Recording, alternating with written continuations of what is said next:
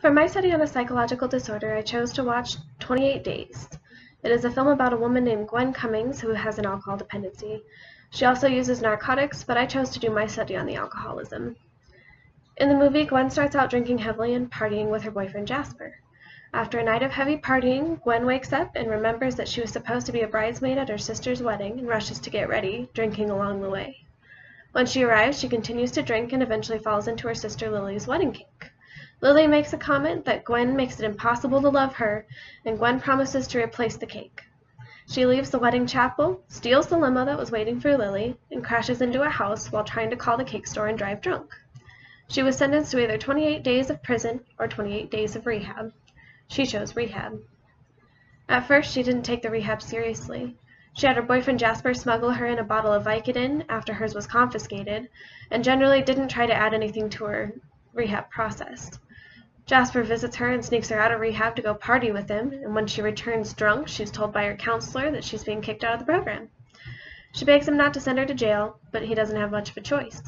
She rushes back to her room, downs a Vicodin pill, and then spits it out and throws all the pills out of her window. Later on that night, she starts going through the symptoms of withdrawal and tries to climb out of her window to get the pills back. She falls and severely sprains her ankle. She goes to her counselor after that and has a realization that this way of living isn't a way of living at all. It's a way to die. Her counselor sees that she's been seriously moved by this realization and decides to let her stay. After that, she's a more active participant in the therapy. She even invites her sister Lily to come talk therapy with her, although it doesn't go well. She still has her ups and her downs until the end of the movie, but once she made the decision to get sober and stay that way, she does. In the movie, Gwen exhibits all 4 Ds of abnormal psychology: distress, danger, deviance, and dysfunction. She is often distressed, commenting several times throughout the movie that she can't deal with the stress of life without being drunk or high on narcotics. She also has made a significant impact on her relationship with her sister Lily by always being drunk or high, including ruining her wedding with a terrible toast and then wrecking the limo, which resulted in her having to go to rehab. Gwen also exhibits signs of danger to herself and the people around her.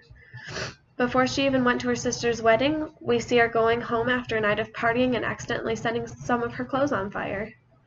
A comment from Jasper later in the movie implies that setting the apartment on fire is something that happens routinely. Deviance is a little harder for me to prove, but she does drive a car while intoxicated, and this is something that happens in society far more than it should. However, I would still consider this to be out of the norm for most of society. Dysfunction is much easier, as this is referred to as hitting rock bottom. She does this quite spectacularly by stealing a car, wrecking it into someone's house, and getting arrested. Another example of dysfunction for Gwen is when she falls out of the window trying to get to her pills. She then realizes that she needs the help that the rehab center is trying to offer her.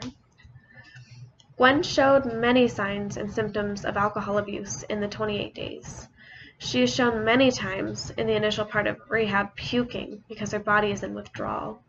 She is also shown with her hands shaking and she is unable to sit still or be quiet for long. These are all typical signs of alcohol withdrawal. Gwen also makes comments pretty often about her inability to deal with things without the use of alcohol or pills. This shows a preoccupation with the alcohol. Her relationships are neglected due to the alcohol use, or they revolve around the alcohol entirely. And lastly, she doesn't care about the consequences of her actions before drinking or after, and in doing so, she puts a lot of people in danger. According to drugabuse.com, which is a resource for the American Addiction Centers, Gwen showed 7 out of 10 typical symptoms of alcohol abuse in the movies. I would say that this is a pretty realistic portrayal of alcohol abuse. In the movie, they gave a small amount of background information on Gwen and Lily's childhood. They showed flashbacks of their mom drinking heavily and doing things with them that weren't necessarily safe, but to a young child, they were fun. There was also a flashback of their mom passed out on the kitchen floor, and they weren't sure if she was dead or not. We found out later that their mom did indeed pass away when they were very young, but we never found out how she died. A good assumption would be that she died of alcohol poisoning or something related to the alcohol. We also have glimpses of Lily being very negative to Gwen, especially while she's drinking, but even when she isn't.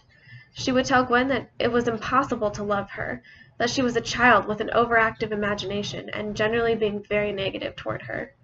These environmental and genetic issues could be why Gwen had an issue with alcohol abuse, but according to alcohol.org, which is another resource for the American Addiction Centers, there weren't any causal factors that go into alcohol abuse. Most of the movie shows Gwen in a rehabilitation program for addicts. She is sentenced to 28 days in a rehab facility. They showed her a wide variety of techniques to help people who have dependency issues. She goes through group therapy, she has individual therapy sessions with her counselor, who was a recovered alcoholic, and she goes through a detoxification process when she first arrives. It isn't specifically stated that this is a mental facility, but when she sprains her ankle, there was a nurse or doctor on site who put Gwen in an ankle brace. When she leaves, she's told that she must find an Alcoholics Anonymous group, attend their meetings for 90 days at least, and find a sponsor. These are pretty typical of a normal alcohol rehab program with a couple of exceptions. According to the Alcohol Rehab Guide, a successful rehab program should last at least 90 days instead of the 28 she has in the movie. And the aftercare is supposed to do, or that she is supposed to do, she's supposed to do 90 days of mandatory aftercare, but she's not required to, and I feel like that is a bit lacking to me. With only 28 days in the facility and 28 days of mandatory aftercare, I feel like she'd be able to relapse a little more easily than she should. I've already touched on the impact that Gwen's alcoholism had on others in her life, especially Lily. However, to go a little more in depth, I'd like to talk about her boyfriend Jasper. Gwen and Jasper's relationship was very much based on partying and drinking. When she went to rehab, he even snuck her out to go get drunk. They were a very boisterous couple, not really caring how they were impacting those around them, because the people they were normally around were also very boisterous people. After Gwen started participating in the rehab, she started to realize how obnoxious they were. Jasper even proposed to her while she was in rehab, and he brought her champagne to celebrate, thinking that she would say yes. That was when she realized that he was not going to be a larger part of her rehab process because he was not supportive of her decision to get sober. When she finally left rehab, he told her that he would change for her and then went right back to doing the things that she knew would not be helpful to her recovery process. So she finally left him. I think the impact that Gwen's dependency issues had on her sister and Jasper particularly were portrayed in a very realistic way. My dad is an alcoholic, as is his wife, and I know firsthand how that can affect the relationships of the people they have around them. My dad is estranged from most of his family due to his drinking habits, and his wife has little to no contact with her family as well. The family that does stay around them deals with their alcoholism differently. Some party with them, some leave when they start drinking. As for the movie, Lily and Jasper both deal with Gwen's alcoholism in their own way, and I think that's fairly accurate. Personally, I think it would be very difficult to live with alcoholism.